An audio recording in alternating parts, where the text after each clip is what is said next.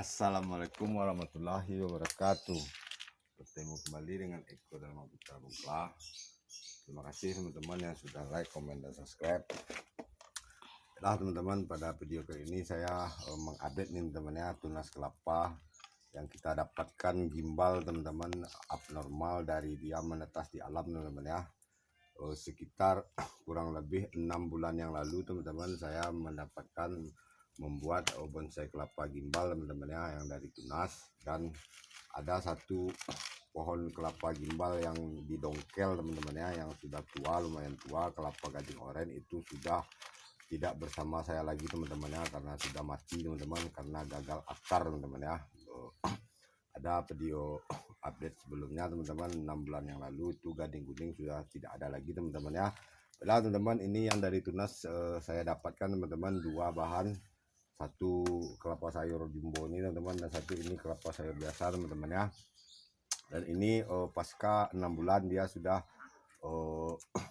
lumayan membesar teman-teman ya, dan kita tetap mempertahankan gimbalnya ini teman-teman dengan sistem timbal balik teman-teman ya. Nah, ini saat 1 bulan yang lalu ini saya gantung dengan posisi menggantung seperti ini teman-teman ya, dan bulan ini sepertinya akan saya posisikan berdiri ini seperti ini teman-teman ya, agar daun ini tetap gimbal teman-teman ya, tetap keriting.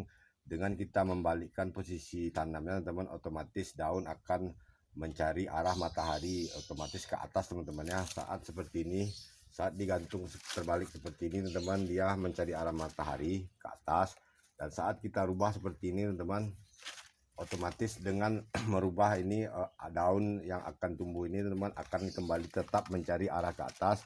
Otomatis bahan ini akan bergulung teman-teman ya, pertumbuhannya akan gimbal. Beginilah cara kita mempertahankan gimbalnya teman-teman ya.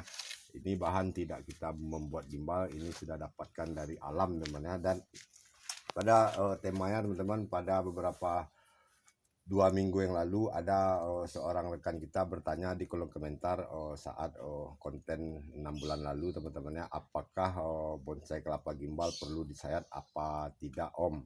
Ada seorang teman bertanya teman-teman ya. Baiklah, saya akan menjawab teman-teman. Untuk mempertahankan gimbal bonsai kelapa ini teman-teman, kita tidak perlu menyayatnya tapis yang mudah teman-teman ya. Kita hanya perlu menyayat tapis-tapis yang sudah mengering teman-teman ya.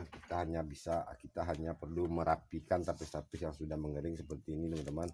Ini yang tua-tua, bukannya tanpa sayat teman-teman ya, kita tetap menyayat, namun bukan sayat tapis yang mudah teman-teman. Hanya seperti ini teman, kita cukup merapikan ya teman ya.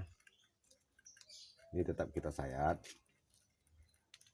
namun bukan sayat untuk mengkerdilkan ya teman-teman ya.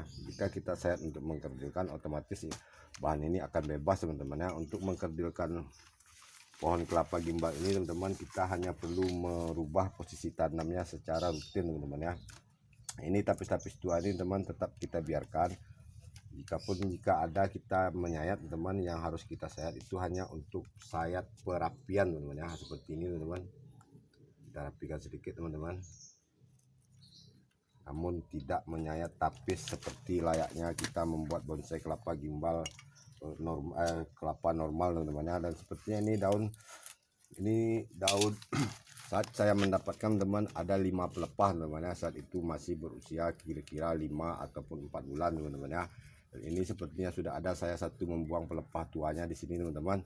Dan ini sekarang dia sudah belajar pecah daun teman-teman. Nah, ini pecah daun alami teman-teman ya, tidak saya sobek teman-teman. Lihat ini punggungnya teman-teman ya. Ini ada renggangan. Ini ya, daun terbarunya terlihat teman-teman. Nah, ini sudah pecah daun teman-teman ya. Hanya kurang lebih berusia, ini artinya saat kita mendapatkan usianya 5 bulan kurang lebih, dan ini sudah kita rawat selama 6 bulan. Itu artinya bahan ini baru berusia kurang lebih 11 bulan teman-teman ya. Kelapa sayur jumbo ini sudah belajar pecah daun teman-teman ya. Dan inilah pecah daun itu pasti teman-teman ya, selama dia subur. Pohon kelapa ini teman-teman, tunas kelapa ini tidak terlalu memerlukan media tanam khusus saat dia masih mempunyai nutrisi bawaannya, yaitu isi di dalam batoknya teman-teman, karena dia tunas kelapa ini membawa nutrisi untuk menunjang kehidupannya saat dia masih tunas. Lain beda halnya jika sudah habis isi di dalamnya teman-teman. Pohon kelapa ini, tunas kelapa ini wajib mendapatkan media tanam. Jangankan di media tanam teman-teman seperti ini, hanya tanpa media teman-teman ya, hanya membawa sabut aslinya dan dengan nutrisi bawaannya, tunas kelapa ini tetap hidup teman-teman ya. Itulah kelebihan pohon kelapa teman-teman ya. Dan ini tidak saya pecahkan daunnya teman-teman ya, ini memang sudah pecah daun sendiri teman-teman ya. Inilah buktinya teman-teman, dengan merimbunkan, dengan menyuburkan, kita tidak mengganggu pertumbuhan bahan tunas kelapa ini. Tunas kelapa ini cepat pecah daunnya teman-teman ya. Ini pecah daunnya langsung ekstrim teman-teman ya, langsung banyak. Ini kita lihat teman, gimbalnya nih tetap gimbal, hanya dengan rutin menukar posisi tanamnya teman-teman. Terlihat ini sudah hampir lebih dari separuhnya sudah pecah daun teman-teman ya. Dan ini tunas terbaru ini teman, kita tidak perlu menyayat tapisnya, kita hanya perlu merubah posisi tanam. Pada kesempatan ini kita akan merubahnya seperti ini teman-teman ya. Otomatis teman, tunas kelapa ini akan tetap mencari arah matahari, otomatis dia pasti akan mencari arah ke atas teman-teman ya. Untuk itu dia akan gimbal kembali teman-teman, akan keriting kembali. Untuk ini kita harus rajin untuk rutin mengubah posisinya. Namun ini pasca 1 bulan posisi tergantung seperti ini teman-teman. 2 hari ini akan saya rendam sabut ini di ember teman-teman ya. Kita rendam agar air dapat meresap di celah-celah sabut yang sudah merekah ini teman-teman. Ini sabut ini merekah karena desakan akar di dalam teman-teman ya, seperti ini. Awal kita mendapatkan ini hanya tipis renggang merekah ya teman, ini sudah semakin besar. Ini lama kelamaan sabut ini akan habis dan melaku sendiri teman-teman ya. Nanti kedepannya kita bisa merubah ataupun menyiapkan media tanamnya saat isi dalam batu ini sudah habis, dan suatu saat ini tetap akan kita buka teman-teman. Dan ini akar sudah ada keluar teman-teman. Untuk ini kita bisa kita potong akarnya ataupun kita merubah posisinya teman-teman ya.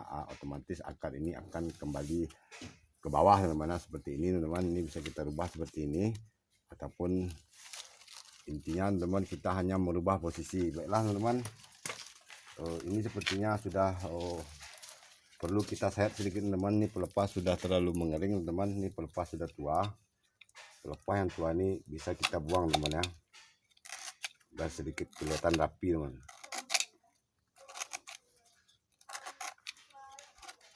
Jika kita pertahankan ini pun tidak masalah teman-teman ya.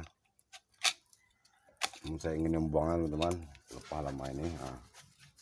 Inilah penyayatan untuk membuat kelapa gimbal teman-teman ya. Kita hanya menyayat untuk merapikan sisa-sisa pelepah yang sudah mengering ini teman-teman. Namun bukan menyayat untuk mengkerdilkan teman-teman ya. Bahan ini akan tetap kerdil hanya dengan cara merubah posisi tanamnya teman-teman. Namun ada satu temannya ini, saya sedikit lupa terlambat merubah posisi tanam teman-teman ya. Akhirnya bahannya tidak terlalu gimbal. Oke teman, kita lihat teman satunya ini yang saya dapatkan beberapa bulan lalu. Sementara digantung dulu teman-teman. Nah ini dia teman-teman. Ini yang satunya awalnya itu masih di pot warna putih teman-teman ya. Dan ini karena desakan akar saya merubahnya dengan media bekas, pot bekas saja teman-teman. Kita lihat akarnya teman-teman, dan 1 bulan ini akan kembali saya tanam berdiri teman-teman ya, sekitar 2 ataupun 3 minggu. Ini kita lihat teman-teman, ini sabut saya gunakan untuk ground saja teman-teman. Nah ini akar teman-teman, karena dia posisi tergantung seperti ini, akar akan mencari arah ke bawah teman-teman ya. Dan pada giliran saat ini teman-teman, akar ini akan saya tanam berdiri seperti ini, otomatis akar akan kembali ke bawah teman-teman ya. Ini kita lihat teman, ini akar ada menusuk ke sabut ini teman, bisa kita bebaskan teman-teman. Dan inilah teman, akar pun akan ikut gimbal ini teman ya, dengan kita menanamnya seperti ini. Dan media tanam ini teman-teman masih saya dominan dengan menggunakan sabut kelapa dan akar kadakal teman ya, hanya sedikit tanah. Nah, dan inilah teman-teman bahan ini juga sudah mulai belajar pecah daun teman-teman ya. Terlihat ini pernah saya terlambat merubah posisi tanam teman-teman ya. Saat saya posisikan berdiri seperti ini pernah terlambat dan dia tidak gimbal, namun dia tidak terlalu ekstrim membesarnya teman-teman. Dan ini tapis teman-teman, tidak perlu kita sayat teman-teman ya. Jikapun ada penyayatan, kita hanya bisa merapi-rapikan tepi-tepian pelepah ini teman-teman ya, untuk hanya merapikan sudut-sudut pelepah, namun tidak menyayat tapis untuk pengkerdilan teman-teman ya. Bahan ini hanya kita kerdilkan dengan selalu rutin merubah posisi tanamnya. Baiklah teman-teman, berhubung durasi saya cukupkan sampai di sini. Sampai bertemu lagi pada konten selanjutnya. Assalamualaikum warahmatullahi wabarakatuh.